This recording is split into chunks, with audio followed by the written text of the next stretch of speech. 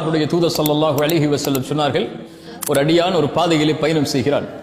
அவனை சந்திப்பதற்காக அல்லாஹ் ஒரு மலக்கை அனுப்புகிறான். அவர் இந்த தோழரை பார்த்து கேட்டார், எங்கே செல்கிறாய்? அவர் சொன்னார், இந்த ஊரிலே ஒரு சகோதரன் இருக்கிறான், அவனை சந்திப்பதற்காக செல்கிறேன். அந்த மலக் கேட்டார், ஏதாவது உலக காரியங்கள் தேவை அவரிடத்தில் இருக்கிறதா? அதை பெறுவதற்காக செல்கிறாயா? அவர் சொன்னார், இல்லை, அவரை நான் அல்லாஹ்விற்காக நேசிக்கிறேன், அதற்காக அவரை சந்திக்க செல்கிறேன்.